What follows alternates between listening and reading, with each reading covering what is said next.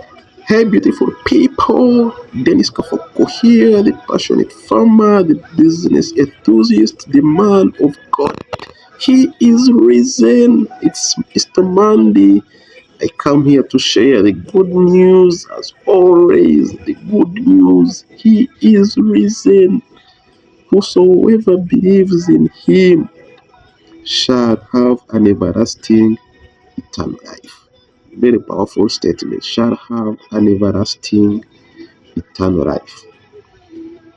In the previous video, I was talking about the Last Supper, and when I brought in the Passover and the Veronica thing, the comments have been overwhelming. It sounded so much controversial, but yes, we acknowledge the sensitivity of it, and of course, there has been contestation and scholarly digging in about the coinciding of the Last Supper with the Passover day celebration that is normally done in the Israel.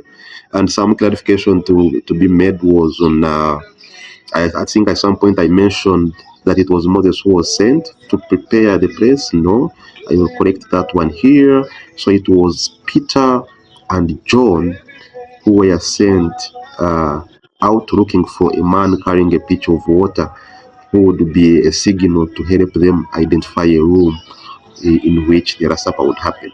So today, I'm here to talk about the crucifixion, the death of Jesus Christ. Here talk about the crucifixion and the death of Jesus Christ. After all those things had happened, of the Last Supper and the notification and how he knew that he would suffer so many things while in Jerusalem. So the crucifixion happens. In the wee hours, actually, the meeting happens with the chief priests and other people planning on how to get to hold of Jesus Christ. He was bound, and in that meeting, it's I think where the Judas Escariot was also mentioned, and how would be the guy to notify them of who the actual man Jesus Christ was. Yeah. So he was pounded on, if I would use that word. He was pounded on in the wee hours of the morning. And like I mentioned, that's also in the other video, that Judas Iscariot stood up and touched his ear. That would be the signal that this is the man. He was given 30 pieces of silver.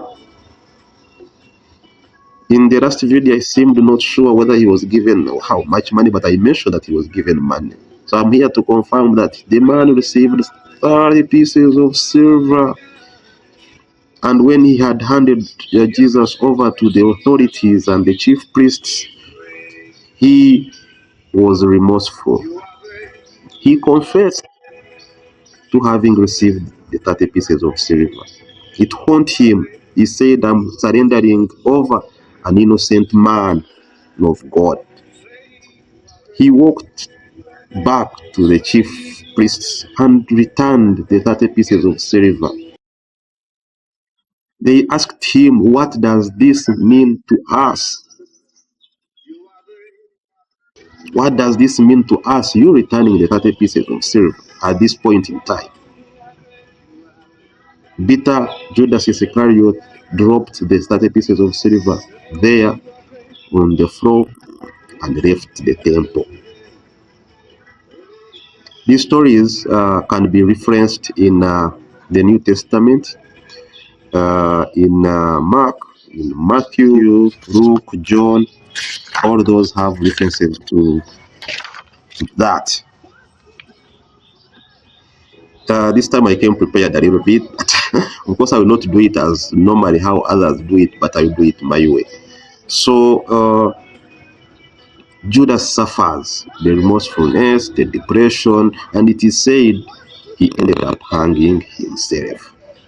Some people say his body was swelling and actually it burst, exposing all the internal organs out. Meanwhile, the 30 pieces that were dropped on the floor of the temple were used, the 30 pieces were used to buy some land that that would be where the whole burial and all those things, bursting of intestines, would take place. And it was called the field of blood, coming from the fact that said he burst after swearing and all that. He burst, eyes being big, burst, all organs out. So they named it the field of blood.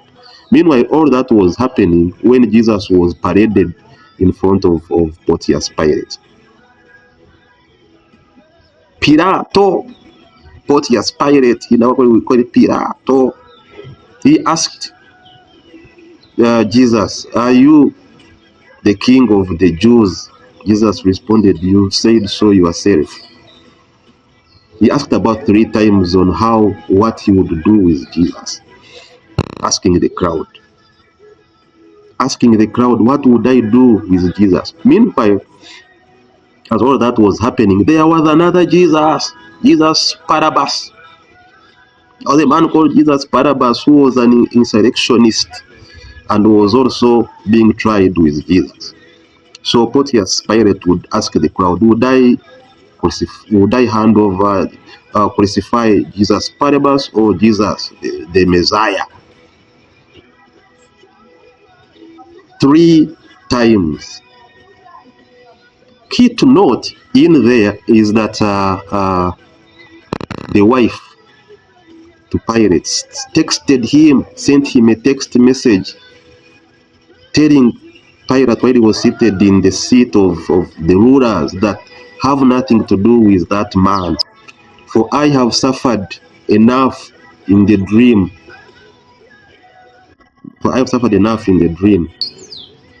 Have nothing to do with that man. And Pontius Pilate also initially had been asking, why would I crucify this man? To me, I find no wrongdoing in his actions or in him. The crowd will say, he calls himself the king of the Jews. And under the Roman law, whoever would call himself the king of the Jews, the judgment or the law would be crucifixion and death. That was the Roman law. And also to note is that the soldiers who picked Jesus were the Roman soldiers and working with Pontius Pilate. Sounds controversial, but Pontius Pilate actually was Roman. The Israel authorities got Jesus, handed him over to the Roman authority. That needs to be interrogated a little bit deeper and understanding why the Israel soldiers who would get Jesus, who was calling himself the king of the Jews, and handing him over to the Roman authority. And it would be Pontius Pilate, the Roman, to crucify Jesus. Yeah. At the time of all that Hagowaga, if I would call that, Herod was in town. Remember Herod? Herod was the king in Galilee, where Jesus, the village where Jesus had gone from. So during the whole discussions, Pontius Pilate said, I'm sending you to Herod to also have his judgment, because he was confused. Pontius Pilate was confused. The man had no wrong according to him. So when he went to Herod, seeing Jesus, said, I would have expected to see you in a different way, making miracles of sorts. Here you are, Jesus. Also insulted him, rebuked him, and actually also saw no wrongdoing in Jesus' actions. But he just sent him back to Pontius Pilate. And Pontius Pilate just stood up and washed his hands washed his hands clean, saying that I'm doing this because it's what you people are asking for, but there is no wrongdoing in this man. So the burden, the troubles of this crucifixion are all on you and your children. It's the crowd which said, give him to us who crucify him. It's upon us and our children. He is crucified, he is flogged, he is hanged. The whole thing started around 9. At about midday, for 3 hours, he was there. He mentioned some keywords. He had two other guys who were with him on the cross, and also rebuking him. The other one on the side saying, don't you fear God? He's the Son of God. For us, we deserve it. We did wrong. Yeah. Then he tells Jesus that when you are in heaven, remember me. And Jesus replied, for that I tell you, you will be in paradise with me. Yeah, you will be in paradise with me. Another key word he mentioned, Eli, Eli, Lemashba Beach. Eli, Eli, Lemashba Beach. My God, why have you forsaken me? The people who were around knew he was calling Elijah. He was calling Elijah. So they rushed and got a sponge of wine vinegar and tried to give him. He refused. And then they said, let him wait for Elijah to come and save him. Yeah. Darkness came, storms, the curtains were split into two, and he breathed his last, saying, it is finished. It is finished indeed. It is finished.